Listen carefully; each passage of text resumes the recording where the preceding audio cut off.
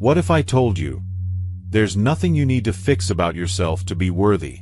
We spend so much of our lives chasing approval, comparing ourselves, feeling like we're never enough. But Buddhist wisdom reveals something powerful. You're already enough, exactly as you are. Self-esteem doesn't come from chasing validation or achieving more. It comes from stopping the fight with yourself. In this video, you'll learn how to let go of self-criticism, embrace compassion, and discover a deep peace that no one can take away. Ready to see yourself with new eyes? Stick around. This message might change everything.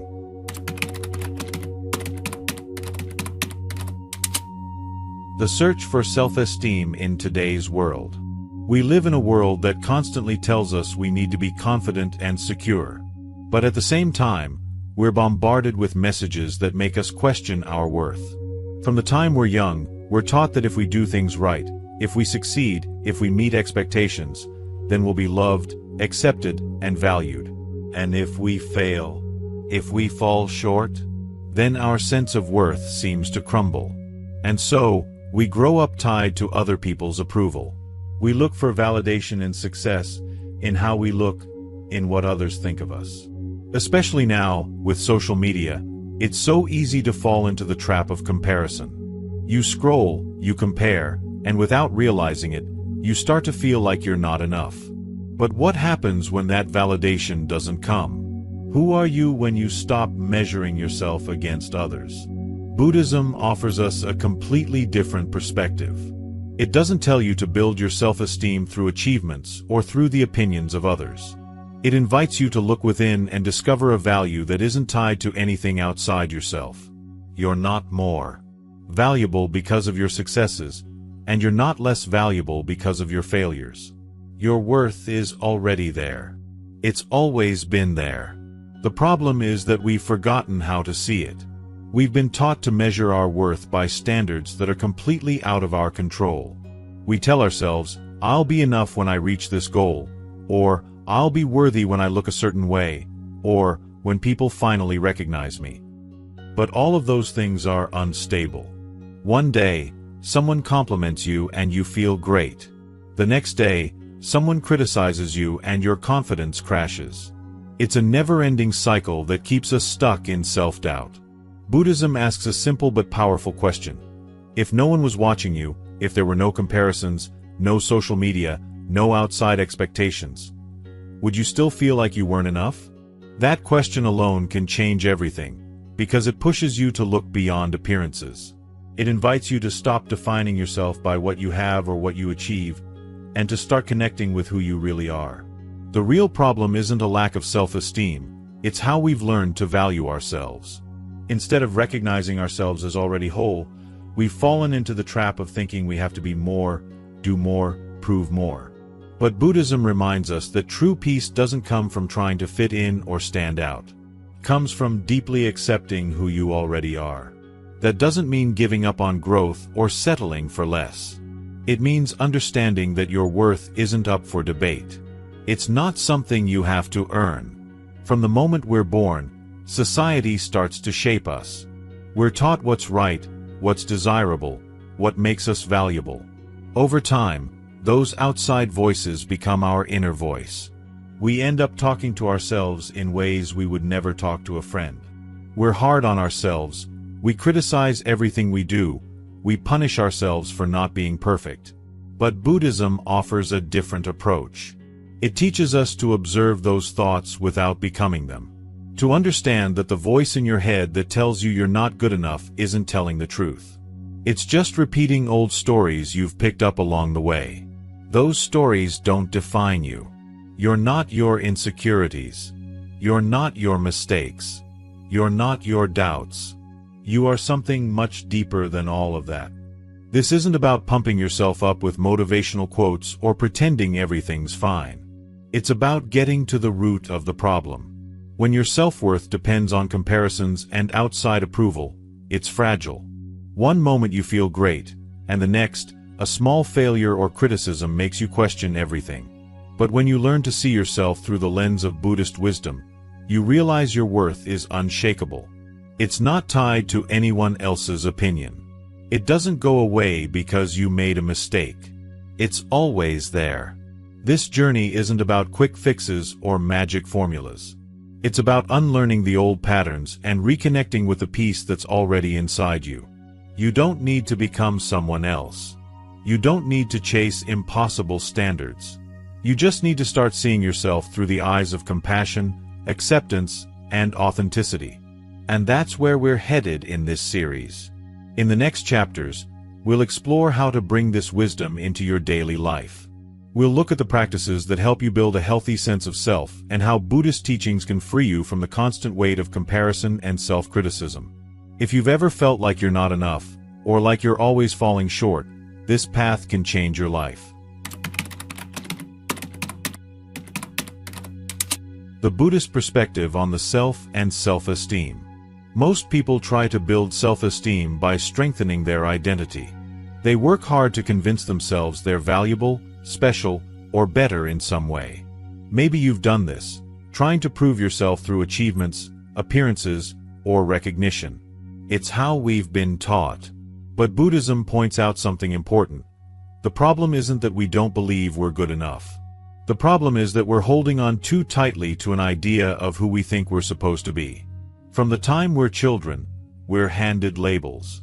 Smart, successful, shy, too much, not enough.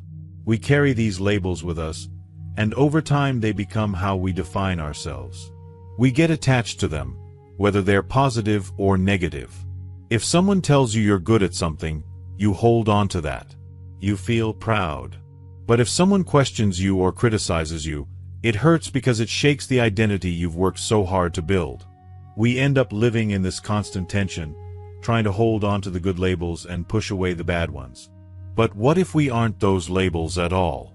What if we've mistaken our passing thoughts, feelings, and experiences for who we are? Buddhism invites us to look closely at this. Who are you really when all those labels and stories fall away? If one day you feel confident and the next you feel unsure, which one is the real you? If your emotions are always changing, if your sense of self shifts depending on the situation, then maybe the self you're trying to protect is just a collection of thoughts and feelings that come and go. And here's the key: if your sense of self is unstable, then your self-esteem will be unstable too. Building your worth on top of a constantly changing identity is like trying to build a house on shifting sand. No matter how solid it feels one day, it can fall apart the next. Buddhism offers a different approach. Instead of getting caught up in who you think you are, or who you think you should be, it teaches you to let go of that rigid idea of self. To release the need to constantly define yourself. When you loosen your grip on that identity, something surprising happens. The fear of not being enough starts to disappear. You stop feeling like you have to prove anything to anyone. You start to experience a deep sense of freedom. This doesn't mean you stop growing or improving.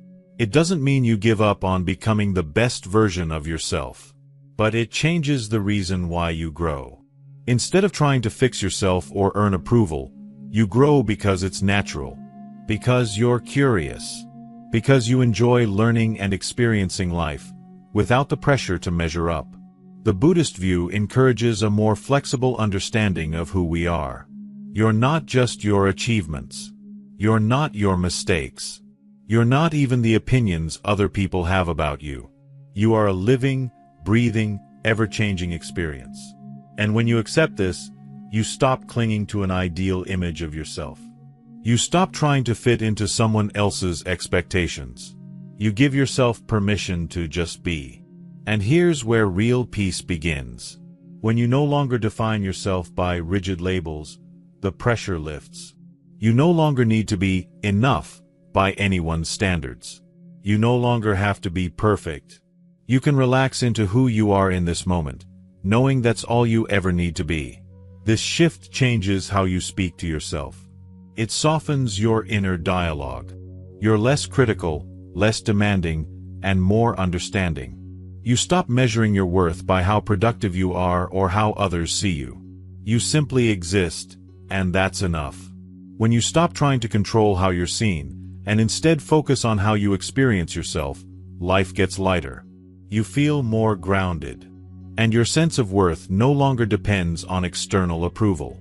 This perspective isn't something you grasp once and then it's done. It's a practice. You'll forget. You'll fall back into old habits of judging yourself. But each time you remember, each time you let go of that need to define yourself, you'll feel freer. And over time, that freedom grows. In the next chapter, we'll look at how to put this into practice. Simple, grounded ways to build a healthier, more peaceful relationship with yourself through Buddhist teachings. Buddhist practices to build a healthy relationship with yourself. Understanding these ideas about the self is a powerful first step. But real change happens through practice. The way we think, the way we feel about ourselves, these are habits we've built over years. And like any habit, they can be unlearned and replaced with something healthier, something kinder. That's where Buddhist practice comes in. It's not just philosophy. It's something you live, something you do every day in small, meaningful ways. Let's start with meditation. Not the image you might have of someone sitting perfectly still on a mountaintop. I'm talking about sitting quietly, wherever you are, and learning to pay attention to what's happening inside you, without judgment. Meditation gives you space. It helps you see your thoughts for what they are. Just thoughts. You notice them rise, you watch them fall. And in between those moments, you begin to find something deeper, something that doesn't come and go like those thoughts do. For example, maybe a thought pops up, I'm not good enough. Instead of getting caught in it, meditation teaches you to take a step back. You see the thought, you notice how it makes you feel, but you don't become it. You don't let it run the show. You realize it's just a thought, one that you don't have to believe. Another practice is mindfulness, which is really just about being present. So much of our anxiety and self-judgment comes from dwelling on the past or worrying about the future. We replay conversations. We worry about how things will turn out. Mindfulness is about bringing your attention to this moment, right here, right now. When you're present, those critical voices in your head start to lose their power because you're not feeding them. You're focused on what's real, your breath, the feeling of your feet on the ground, the sounds around you. It seems simple, but it changes everything. And then there's compassion. Not just compassion for others, but for yourself. This is where a lot of us struggle.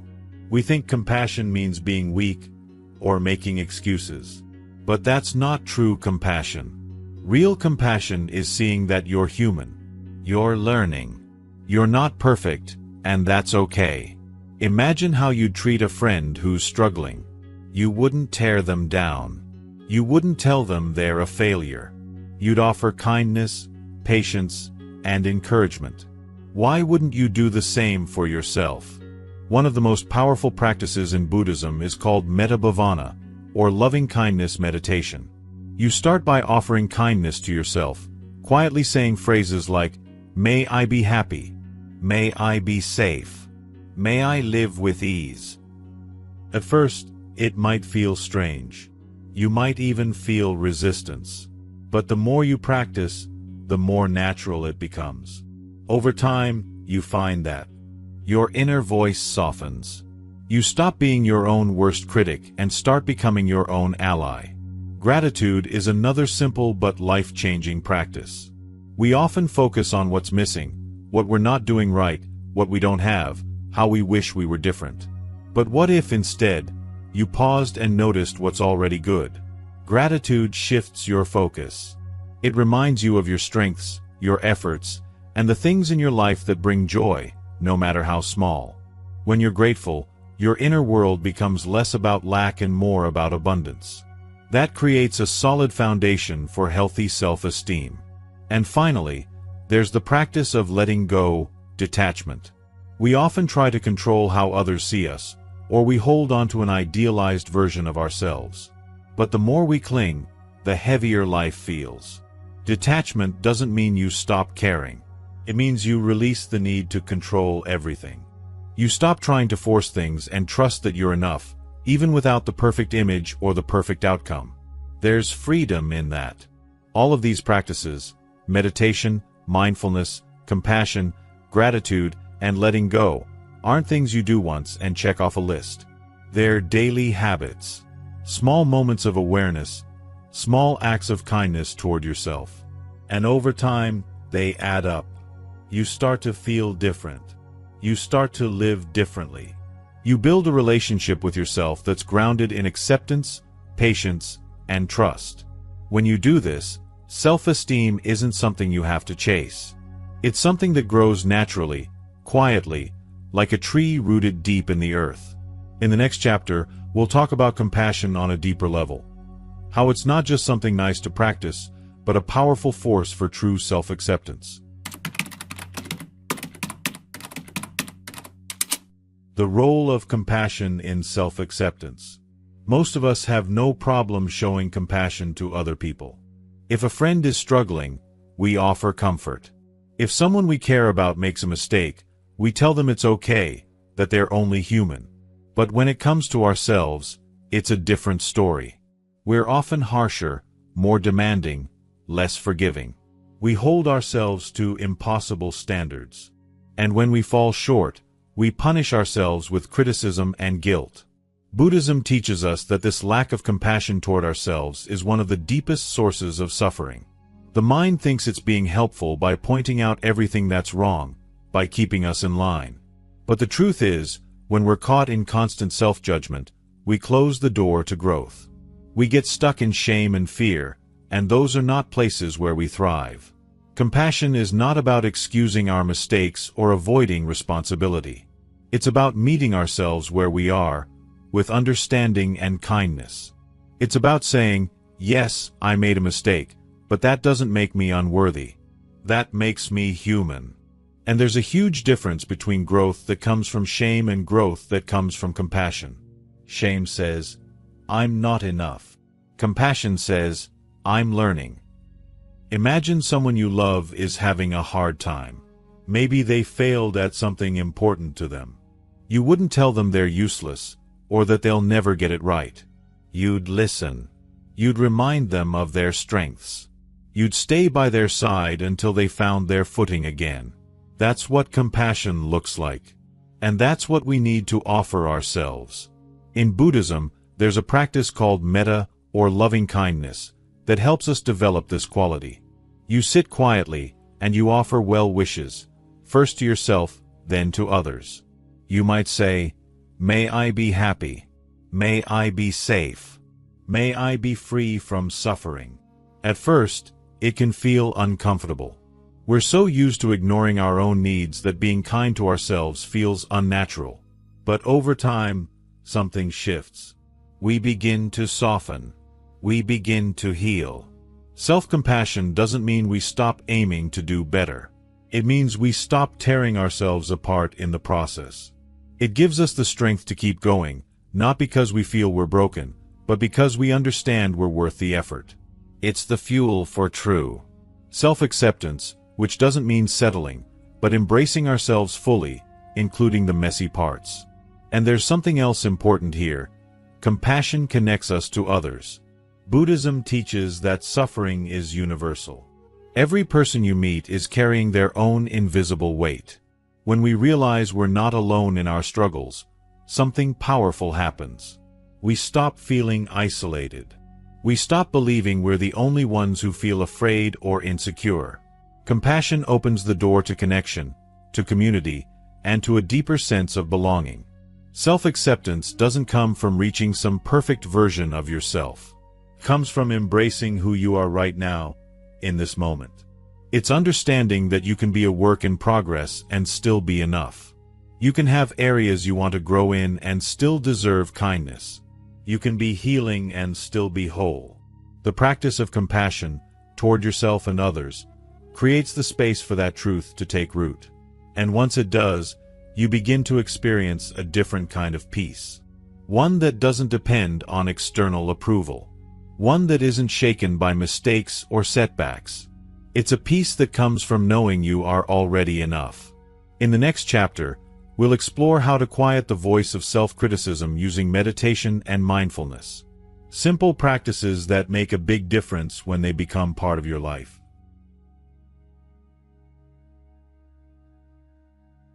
Overcoming self-criticism through meditation and mindfulness. That critical voice inside your head. We all have it. The one that points out every flaw, replays every mistake, and tells you you're not good enough. Maybe it whispers. Maybe it shouts. But either way, it drains you. And for many of us, we've listened to it for so long that it's hard to imagine life without it. Buddhism doesn't try to silence that voice by force. Instead, it teaches us to change the way we relate to it. Rather than fighting self-criticism, we learn to step back, observe it, and choose not to let it control us. This is where meditation becomes such a powerful tool. Not because it makes the thoughts disappear, but because it helps you see them for what they really are. Just thoughts. Not facts. Not truths. Just mental events passing through your mind like clouds drifting across the sky. Imagine sitting quietly, focusing on your breath. A thought pops up, I'm failing. You notice it. You take a breath. And instead of believing it or getting caught in it, you simply watch it float by. You don't have to fix it. You don't have to argue with it. You just let it go. Over time, this practice creates space inside you, a space where you are no longer trapped by self-judgment. You become the observer, not the prisoner. Mindfulness, or present moment awareness, deepens this freedom. Self-criticism often comes from getting stuck in the past or worrying about the future. We replay the things we said wrong. We dread what might go wrong tomorrow. Mindfulness brings you back here, to what's happening right now. And right now, you are okay. Right now, you are breathing. You are alive. And that's enough. Even a simple mindfulness practice, like paying attention to the sensation of your feet on the floor or the rhythm of your breath, can shift your focus. It grounds you. It quiets the noise. And the more you do it, the more you realize you don't have to believe everything your mind tells you. You have a choice. One powerful technique is the practice of compassionate questioning. When you catch yourself in self-criticism, gently ask, is this true? Often, we find that these harsh judgments aren't based on reality. They're old stories, fears, habitual ways of thinking that no longer serve us. You can even ask, would I say this to someone I love? If the answer is no, then it's time to offer yourself a kinder thought. Another helpful practice is using compassionate phrases or mantras. They're like reminders that bring you back to the truth. Simple phrases like, I am learning, or I am doing my best, can soften the edges of harsh self-talk. They don't have to be dramatic or grand. Just honest.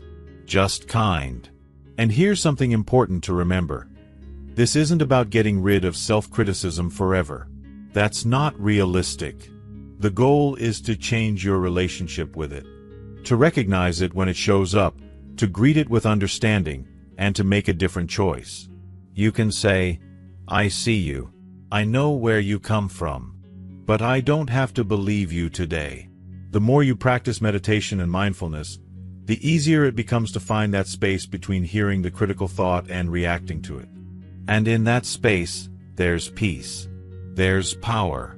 There's freedom. When you stop letting self-criticism run your life, something shifts inside you. You become more open, more patient, and you begin to experience yourself differently, not as someone who's broken or lacking, but as someone who's whole, even with imperfections. In the next chapter, we'll dive into real-life stories. People who've used these practices to transform their self-esteem and their lives. Real-life stories of transformation through Buddhist practices.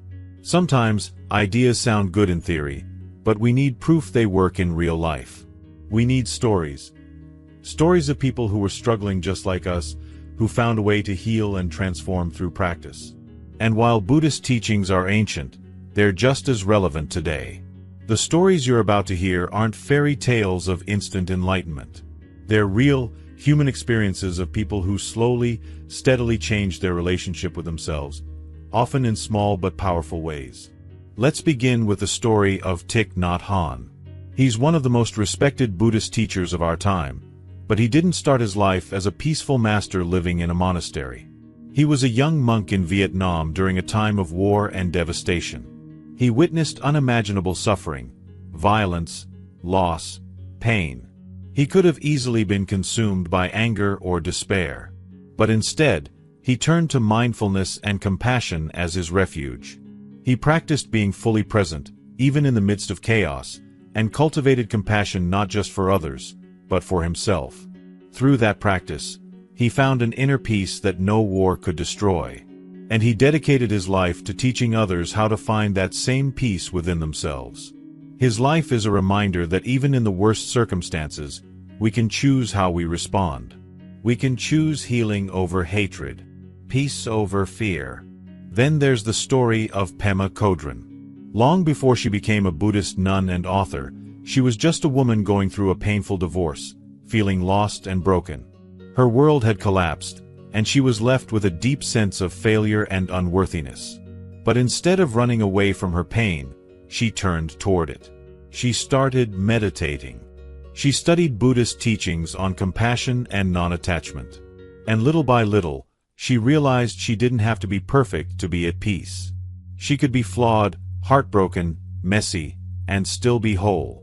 Pema's teachings today reach millions of people because she speaks from that raw, lived experience. She teaches that the path to freedom doesn't start with fixing yourself. It starts with accepting yourself exactly as you are. But this isn't just about well-known teachers. Ordinary people, people like you and me, are finding transformation through Buddhist practice every day. There's a story of a young man who grew up believing he wasn't good enough. His childhood was marked by criticism. No matter how hard he tried, it was never enough for his parents. As he grew older, that critical voice followed him everywhere. It was in his career, his relationships, and even in the way he talked to himself. One day, out of sheer exhaustion, he stumbled upon a meditation class. At first, he thought it was silly, but he kept showing up.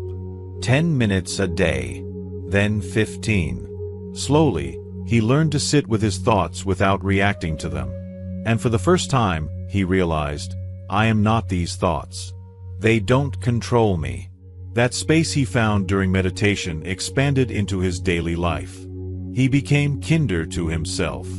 He stopped measuring his worth by achievements. Today, he says he's still learning, still growing, but he finally feels free from the weight of not being enough. And then there's the woman who spent years feeling trapped by her appearance.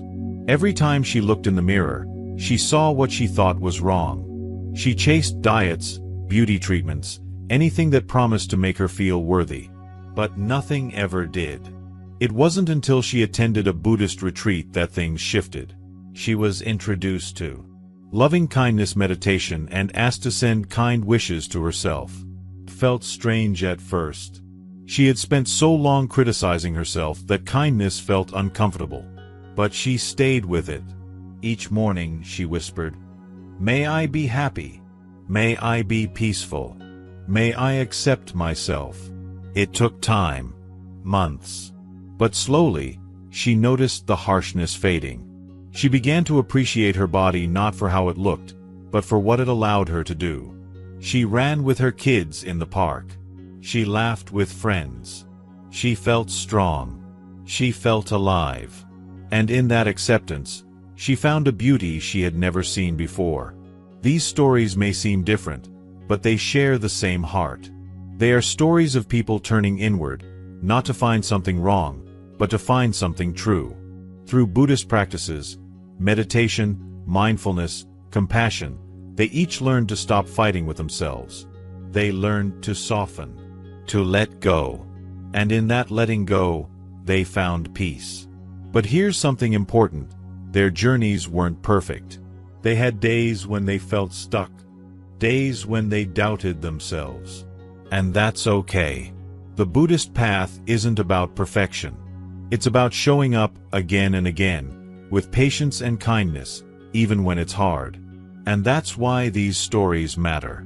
They remind us that change is possible. That healing doesn't happen in an instant, but it does happen.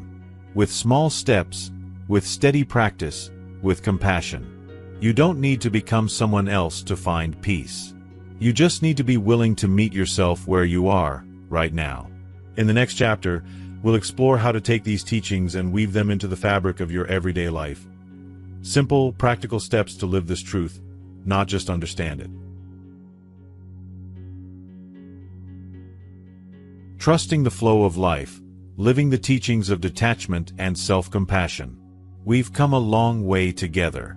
From understanding how the world shapes our sense of self-worth, to exploring how Buddhist wisdom helps us see ourselves differently.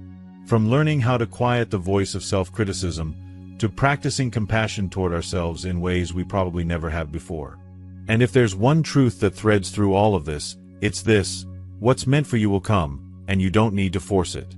We live in a world that teaches us to chase, to push harder, to control every outcome as if our happiness depends on it. But what we've explored here is something far more powerful: the art of letting go. Letting go of control doesn't mean you stop caring. It doesn't mean you give up on your dreams or stop taking action. It means you stop clinging to how things have to be. You trust that life, in its own time and its own way, will bring you exactly what you need. And when you start practicing this trust, something shifts inside you. You find yourself worrying less about how you compare to others. You stop measuring your value by things that can change from one moment to the next. You begin to understand that your worth was never something to earn. It's something you carry with you, always. You were enough the whole time. You just needed to remember. This is the heart of detachment. Not turning away from life, but turning toward it with open hands. Offering your efforts, your love, your presence, without demanding anything in return. You show up, you do your part, and then you let go of the outcome. And in that letting go, there's space. Space for peace. Space for joy. Space for life to surprise you in ways you never expected. Now, living this way isn't something you figure out overnight. It's a practice. There will be days when the old habits of control and comparison show up again. That's okay. You're human. What matters is that each time you notice, you bring yourself back. Back to the present moment. Back to trust. Back to compassion. For yourself and for others. If you take just one thing away from this journey, let it be this: you don't have to chase your worth. You already are enough. Right here. Right now. And when you start living from that truth, life begins to meet you in ways you never imagined. So keep going. Keep practicing. Be gentle with yourself along the way. And if this message resonated with you, I invite you to subscribe to the channel. There's so much more we can explore together. More teachings, more practices, more stories that can help bring peace and clarity to your life.